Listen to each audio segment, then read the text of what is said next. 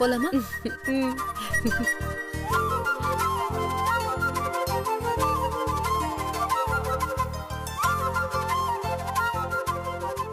செல்வி, என்ன மாயா? இதெல்லாம் நிஜமா இல்ல கனவா? என்னது? இல்ல இது நிஜமா இல்ல கனவான்னு தெரியல. தெரியல?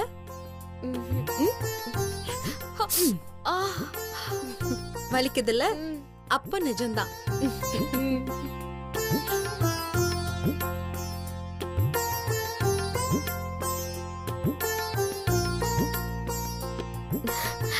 இந்த எல்லா ஏற்பாடும் எனக்கு தானா?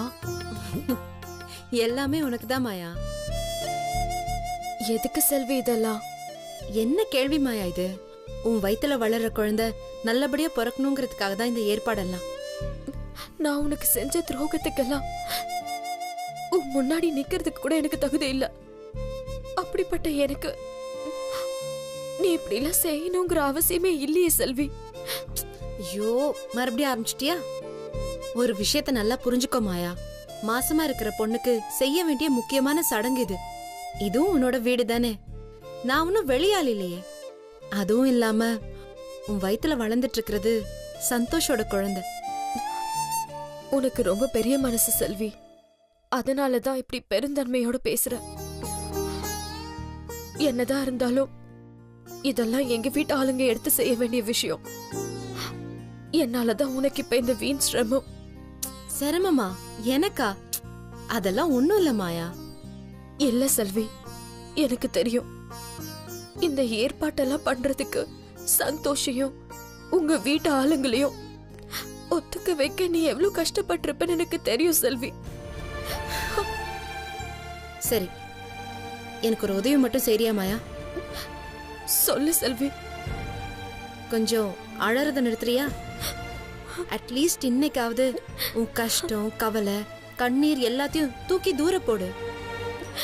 செல்வி, இந்த நாள் உன்னோட நாள் மாயா. நீ சந்தோஷமா இருக்கணுங்கிறதுக்காக தான் நான் இவ்வளவு ஏற்பாடையும் பண்ணியிருக்கேன். இப்ப போய் இப்படி கண் கலங்குற? நீ காட்டுற உண்மையான அன்புக்கு முன்னாடி காலமெல்லாம் உன் காலடியில விழுந்தாலும் இந்த நன்றி கடன் தீராது செல்வி. ஏய், எதுக்கு இந்த பெரிய வார்த்தையெல்லாம்? நீ ஒன்னும் நன்றி கடனெல்லாம் தீர்க்க வேணாம். இப்படி நீ அழாம இருந்தாலே போதும். எங்க கொஞ்சம் சிரி பாப்போம்.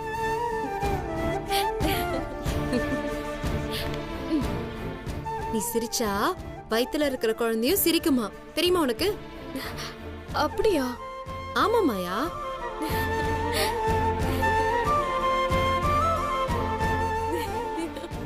என்னது இது? நல்ல நேரம் போயிட்டே இருக்கு, இங்க நின்னு பேசிட்டு இருக்கீங்க. அப்படி என்னதான் பேசிட்டு இருக்கீங்க? அது ஒண்ணும் இல்லம்மா, செல்விக்கு நன்றி சொல்லிட்டு இருந்த. நன்றியா? நன்றிலாம் எதுக்குமா? வயித்துல இருக்க உயிர் தெய்வத்துக்கு சமம்னு சொல்லுவாங்க. இந்த சடங்கு மரியாதை எல்லாத்தையும் தெய்வத்துக்கு செய்யறதா நினைச்சுதான் நாங்க செய்யறோம். இதுல யாருக்கு யாரு நன்றி சொல்றது? ஏதோ உன் மேல பரிதாபப்பட்டோ செல்வி சொன்னதுக்காகவோ நாங்க இது செய்யல. என்னம்மா? ஏய் இருடி, நான் ஒன்னும் தப்பா சொல்லலையே. மாயாக்கு பிறக்க போற குழந்தையும் இந்த வீட்டு குழந்தை தானே. அதுக்காக தான் இத முழு மனசோட நாங்க செய்யறோம். செல்வி, என்னடி இதெல்லாம்? ஏய் மாயா, என்ன இது? அழாத, கண்ணத்தோட.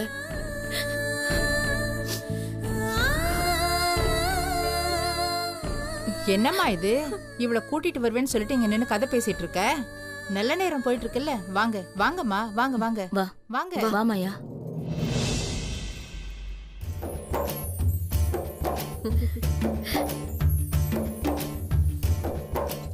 மாயா, எல்லாரும் வந்திருக்காங்க.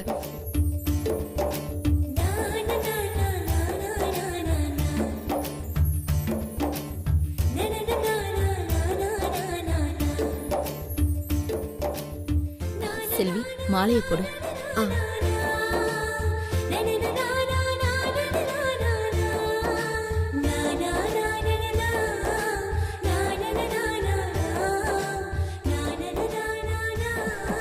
மா, ஆரம்பிச்சிடலாமா? ம், வர வேண்டியவங்க வந்தா ஆரம்பிக்க வேண்டியதா? இன்னும் யார் வரணும்? என்னம்மா அப்படி கேட்டுட்ட? ரொம்ப முக்கியமானவங்க வர வேண்டி இருக்கே. முக்கியமானவங்களா? ஏய், அவ திருன்னு முழிக்கிறத பார்த்தா பாவமா இருக்குடி. சொல்லிடலாமா? என்னம்மா சொல்றீங்க? எனக்கு ஒன்னும் புரியல. ஒரு பொண்ணோட வளகாப்புக்கு முதல்ல யார் வந்து சந்தனம் பூசி அவன் நெத்தியில குங்குமம் வைக்கணும் தெரியுமா? யாரு? வேற யாருமா? உன்னை பெத்தவங்க தானம்மா இதெல்லாம் செய்யணும்.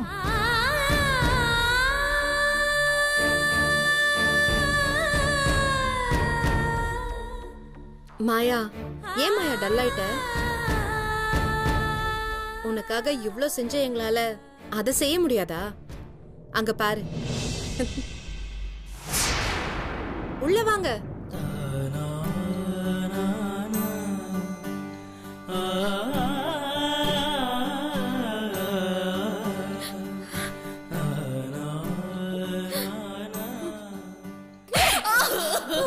என்ன தொட்ட கொலக்காரியா மாறிடுவேன்.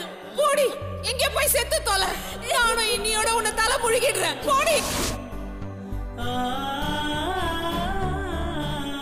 இனிமே வீட்டு பக்கமே வந்துடாத. உன்னை கொன்னே போட்டுருவேன். என்னை விட்டு போவாதம்மா.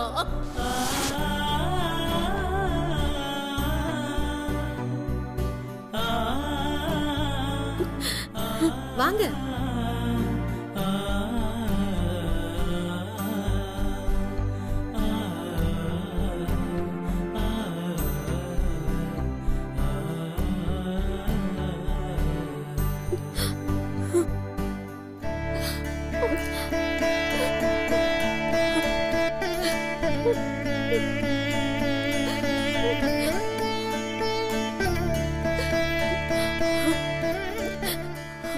மாயா, மாயா, ஏமா இப்படி பண்ணீங்க? என்ன ஏமா தனியா தவிக்க விட்டீங்க? உன்னை கோவத்துல துரத்திட்டேனே தவிர என்னால உன்னை விட்டு ஒரு நிமிஷம் கூட இருக்க முடியலடி. உன்னை நாங்க அனுப்புன அடுத்த நாளே செல்வி அவ வீட்ல வச்சு உன்னை பத்திரமா பாத்துக்கிறதா எங்களுக்கு தெரிய வந்துச்சு. ஆனா எங்களுக்கு தான் செல்வி முகத்துல எப்படி முழிக்கிறதுன்னு தெரியல மாயா. நல்ல காரியம் நடக்கும்போது எதுக்கு பழைய விஷயம்லாம் பேசிக்கிட்டு? அதான் நீங்க வந்துட்டீங்கல்ல. இதை விட மாயாவுக்கு பெரிய சந்தோஷம் வேற எதுவுமே இருக்க முடியாது. என்ன மாயா? செல்வி, இதுக்கெல்லாம் நன்றி கடனா நான் உனக்கு என்ன செய்ய போறேன்னே தெரியல செல்வி. நீங்க எங்களுக்கு எதுவுமே செய்ய வேண்டாம். மாயாவுக்கு செய்ய வேண்டிய நல்லதை மட்டும் செய்யுங்க, அது போதும். ஆமாம்மா, நல்ல விஷயம் நடக்கும்போது நல்லதையே நினைச்சுப்போமே. நடந்ததை பத்தி யாரும் நினைச்சு கூட பார்க்க வேண்டாம். மாயம்மா, உங்க கையாலேயே அரைச்ச சந்தனத்தை பூசி வளகாப்ப ஆரம்பிச்சு வைங்க.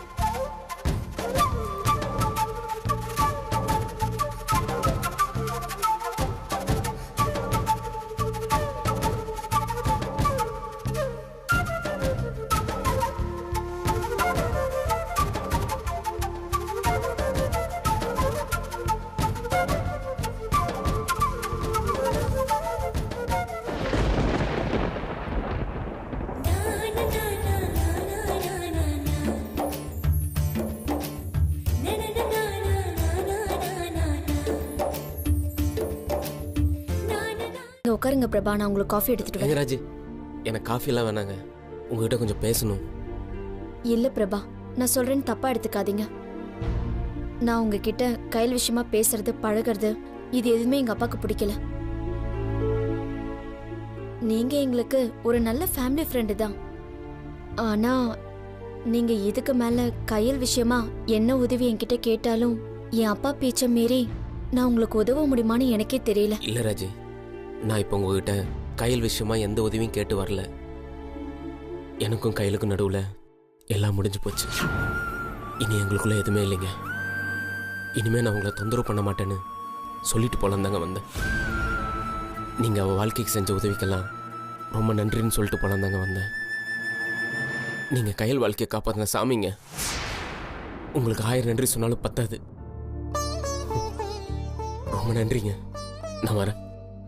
பிரபா, ஒரு நிமிஷம். உங்களுக்கும் கையிலுக்கும் நடுவுல எல்லாம் முடிஞ்சிருச்சுன்னா என்ன அர்த்தம்? கையில் விவாகரத்து பத்திரத்தில் கையெழுத்து போட்டாங்க. என்ன பிரபா சொல்றீங்க? கையில கழுத்து போட்டாங்க? போன வாரம் கூட என்கிட்ட வந்து கெஞ்சி எங்க அப்பா கிட்ட எல்லாம் பேசி உங்களை விட்டு இனி விலைக்கு போக மாட்டேன்னு சொன்னாங்களே. இங்க இருந்து சந்தோஷமா தானே போனாங்க. நான் கூட அதுக்காக தான் இனி அவங்க வாழ்க்கையில தலையிடுறதும் சரியில்லைன்னு நினைச்சேன். ஆனா எப்படி இந்த 2-3 நாளைக்குள்ள அவங்களே வந்து கழுத்து போட்டு விவாகரத்து கொடுத்தாங்க? எல்லாம் நல்லதுக்கு தான் ராஜி. பிரபா, நான் உங்ககிட்ட ஒண்ணு கேட்கலாமா? கேளுங்க. அவங்களா கையெழுத்து போட்டாங்களா, இல்ல நீங்க, இல்ல உங்க குடும்பத்துல யாராவது அவங்கள வற்புறுத்தி? சச்சா, அப்படியெல்லாம் ஒண்ணு இல்லைங்க. அவ்வளவுதான் கையெழுத்து போட்டான். நீங்க சொல்றதை கேட்டா எனக்கு ஆச்சரியமா இருக்கு பிரபா. நம்ம எவ்வளவோ அவங்களுக்காக நாடகம் நடத்தி அவங்க கண்ணு முன்னாடியே நம்ம க்ளோஸா இருக்கிற மாதிரி நடிச்சோம். அவங்க மனசை எவ்வளவோ காயப்படுத்திருக்கோம். அப்பெல்லாம் கூட உங்களை கொஞ்சம் கூட விட்டு கொடுக்காத பொண்ணுங்க அவங்க. இப்போ எப்படி? நான் போராட்டமே அதுக்கு தானுங்க. ஆனா கையில் ரொம்ப நல்ல பொண்ணாச்சு பிரபா. நல்ல பொண்ணு நல்லா தாங்க இருக்கணும். ஒருத்தர் நல்லா இருக்கணும்னா அவங்க வாழ்க்கையை கெடுக்கிற எந்த விஷயத்தையும் அவங்க கூட வச்சிருக்க கூடாது. ஆனா நீங்களும் கெட்டவர் இல்லையே பிரபா. நல்லவனா இருக்கிறது வேற, தகுதியானவனா இருக்கிறது வேறங்க. செருப்பு நல்லா இருக்குன்றதுக்காக அதை கோயிலுக்குள்ள போட்டு போக முடியுமா? அதை ஓரமா ஒரு இடத்துல விட்டு தானே போறோம். அதே மாதிரி தாங்க கையில் வாழ்க்கையிலனா அவ வாழ்க்கை இப்படி ஆனதுக்கு காரணமே நான் தாங்க.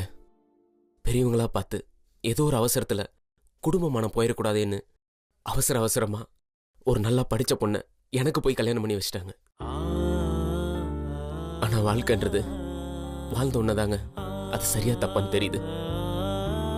நான் பண்ணது ரொம்ப பெரிய தப்புங்க, ரொம்ப பெரிய முட்டாள்தனம். யார் என்ன சொல்லியிருந்தாலும் கையில் மாதிரி ஒரு படிச்ச பொண்ண, அறிவாளியான பொண்ண கேவலம் 5க்கும் 10க்கும் சம்பாரிச்சுட்டு குடிச்சிட்டு திரியறனா அவளை கல்யாணம் பண்ணிக்க கூடாதுங்க. பிரபா, அதெல்லாம் முடிஞ்சு போன விஷயம் பிரபா. இப்பதான் நீங்க முழுசா மாறிட்டீங்கல்ல. எங்க அப்பா சொன்னதுக்கு அப்புறம் தான் அதை நானே உணர்ந்தேன். கொஞ்சம் யோசிச்சு பாருங்க. ஒரு பொண்ணோட கண்ணீர்ல நீங்க எப்படி பிரபா ஒரு புது வாழ்க்கைய ஆரம்பிக்க முடியும்? சொல்றேன்னு தப்பா எடுத்துக்காதீங்க. நீங்களும் நல்லவரு, கையிலும் நல்லவங்க. இப்ப கையெழுத்து போட்டா என்ன? அவங்க உங்களை மனசார விட்டு கொடுத்த மாதிரி எனக்கு தெரியல. நீங்க கண் கலங்கறத பார்த்தா அவங்க உங்க மனசை விட்டு கொஞ்சம் கூட விலகின மாதிரியும் எனக்கு தெரியல. நீங்க வேணும்னா கடைசியா ஒரே ஒரு முறை. முடிஞ்சு போச்சு ராஜி, எல்லாம் முடிஞ்சு போச்சு. ஒரு பொண்ணுக்கு விவாகரத்து ஆயிட்டா அவ வாழ்க்கை திரும்பவும் பழையபடி ஆவறது ரொம்ப கஷ்டங்க. என் கவலையெல்லாம் என்னை பத்தி இல்லைங்க, கையில பத்தி மட்டும்தான். அவன் என் கூட வாழ்ந்த வாழ்க்கை ஒரு வெள்ளை காகிதம் மாதிரி. அதுல நான் ஒரு தப்பான கிறுக்கல் மாதிரி. இனி அவன் மறுபடியும் ஒரு புது வாழ்க்கை ஆரம்பிக்கணும். அந்த புது வெள்ளை காகிதத்துல ஒரு அழகான ஓவியம் மாதிரி அவன் வாழ்க்கை ரொம்ப நல்ல அழகா, ரொம்ப அமைதியா இருக்கணுங்க. அதான் என் ஆசை, என் வேண்டுதல், என் பிரார்த்தனை எல்லாமே. அது வரைக்கும் நான் அவ தூரத்துல இருந்து என்ன நல்லது வேணாலும் செய்வேன். ஆனா நீ அவ வாழ்க்கையில நான் தலையிடவே மாட்டேங்க. அவங்க இல்லாம இனி நீங்க என்ன பண்ணுவீங்க பிரபா? சத்தியமா எனக்கு தெரியலங்க. சரிங்க, என்னைய அறியாம நான் நிறைய உங்ககிட்ட பேசிட்டேங்க. என்ன மன்னிச்சிருங்க. பிரபா, ஆனா ஒண்ணு மட்டும் சொல்லிக்கிறேங்க, உங்களை மட்டும் நான் என் வாழ்க்கையில பார்க்கலைன்னா கையிலுக்கு என்னால ஒரு நல்ல வாழ்க்கையை அமைச்சு கொடுத்துருக்க முடியாதுங்க. நீங்க செஞ்ச இந்த உதவியை நான் என் வாழ்க்கை பூரா மறக்க மாட்டேங்க. நான் வரேங்க.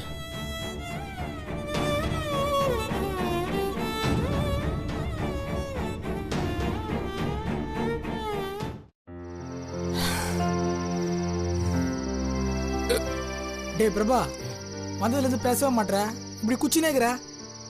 நாடாச்சு உனக்கு? குடிக்கிறதெல்லாம் விட்டுன்னா மறுபடியும் ஏன்டா மச்சான்? வலிடா வலி, மனசுல யாருக்கிட்டையும் சொல்ல முடியாத அளவுக்கு வலி. டேய் நாடா சொல்ற?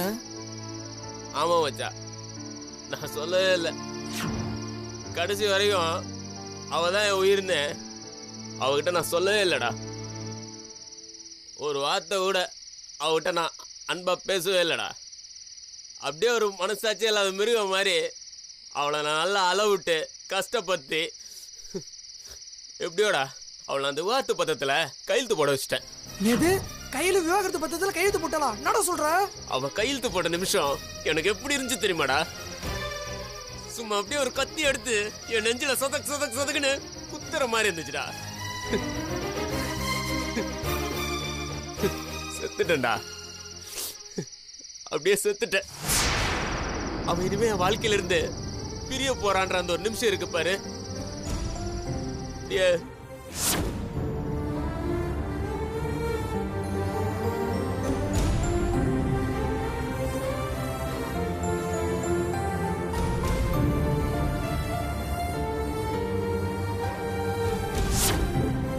அது அந்த நிமிஷம் என் உசுறு மட்டும் அப்படியே என் உடம்புல இருந்து பிரியற மாதிரி இருந்துச்சுடா. சீ, பயமுடுறா.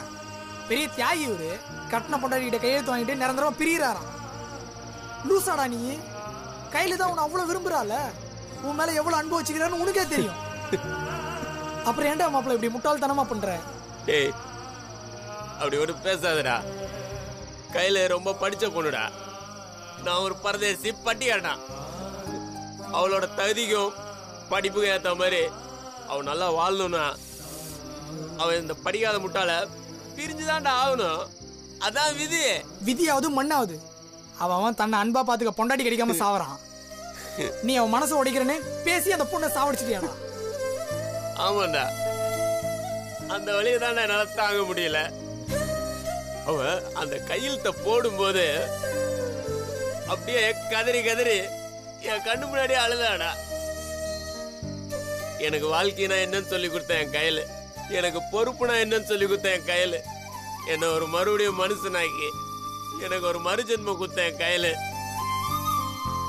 அப்படியே என் கண்ணு முன்னாடி கதறி கதறி அழுகும் போது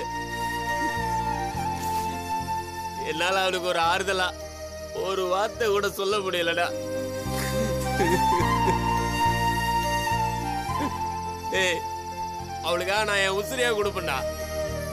ஆனா கடைசி வரைக்கும் அவளை என்னால ஒரு நாள் கூட சந்தோஷமா வச்சுக்க முடியலடா. கடைசியா நாடா கடைசி? விவாகரத்து பத்திரங்கிறது சாதாரண பேப்பர், அவள் தான்.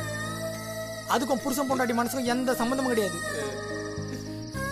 டேய், நீ அழுவுறதுல இருந்தே தெரியுது கையில நீ எந்த அளவுக்கு லவ் பண்றேன்னு. அப்புறம் ஏன்டா இந்த மாதிரி நடிக்கிற? உன் வாழ்க்கையும் கெடுத்துக்கின்னு அவளே அழ விட்டுன்னு போடா. ஏஞ்சி போ, போய் முதல்ல அந்த டைவர்ஸ் பேப்பரை கிழிச்சு போடு. மற்றதெல்லாம் அப்புறம் பார்த்துக்கலாம். இல்லடா, கையில இழந்தது பெரிய வழியா இருந்தாலும் எங்க அக்கா சொன்னதான்டா கரெக்ட். கையில நல்ல பொண்ணுடா, அவன் நல்லா வாழணும்டா. நான் அழுதாலும் சரி செத்தாலும் சரி எனக்கு எல்லாம் முடிஞ்சு போச்சுடா. என் வாழ்க்கையே முடிஞ்சு போச்சுடா. என் கையில நானே தார வாத்துட்டேன்டா. அவளை நான் விட்டு கொடுக்குற தவிர வேற வழியே இல்லடா. இங்க பாரு பிரபா, ஒரு கெட்டவங்கிட்ட இருந்து ஒரு பொண்ணு டைவர்ஸ் கேட்டு விலகி போறான்னா அதுல ஒரு அர்த்தம் இருக்கு. ஆனா நீ நல்லவன்டா, நீ விட்டு கொடுக்கறதுல எந்த அர்த்தமும் இல்லடா. டேய் குடுறா, இதுக்கு மேல இந்த விஷயத்துல நான் முடிவெடுக்கிறதுக்கு வேற எதுவுமே இல்லடா. எல்லாம் முடிஞ்சு போச்சுடா, முடிஞ்சு போச்சு. என் வாழ்க்கைய தாலிடா. காலி. என்னடா பிரபா டேய், விட்றா, என்ன தயவு செஞ்சு கொஞ்சம் தனியா விட்றா. நான் இப்படியே இருந்துடுறேன். இப்படியே இருந்தா அப்படியே செத்து போறேன்டா. என்ன தயவு செஞ்சு தனியா விட்றா. டேய் குடிச்சிட்டு அழுவுறதால எந்த பிரயோஜனமும் இல்லை. இப்போ நீ எவ்வளோ விட்டு கொடுத்துட்ட. ஆனால் அவங்க அம்மா திரும்ப ஒரு கெட்டவனுக்கோ ஐயோனுக்கோ கட்டி கொடுக்க மாட்டேங்க. என்னடா நிச்சயம்? ஏய், உன்ன மாதிரி ஒரு நல்லவன் அவளுக்கு கண்டிப்பாக கிடைக்க மாட்டான்டா. நீ இல்லாத கையில் வாழ்க்கை நாசமாக தான்டா போக போகுது. பிரபா டேய், என்னடா சொன்ன? ஒரு பேச்சு கூட அப்படி சொல்லாத.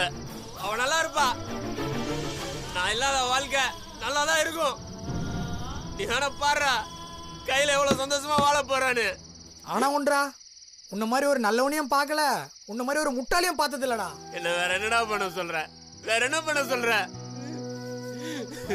இங்க பாரு பிரபா, இப்பயும் சொல்றேன், கையில் வாழ்க்கை இன்னும் கூட உன் கையில தான் இருக்கு. அவ கூட சந்தோஷமா வாழ போறியா இல்ல அவ இல்லாம தனியா வாழ போறியா? அது நீ எடுக்கிற முடிவுல தான் இருக்குது. உனக்கு என்ன தோணுதா செய். இதுக்கு மேல நான் சொல்றதுக்கு ஒண்ணும் இல்லடா.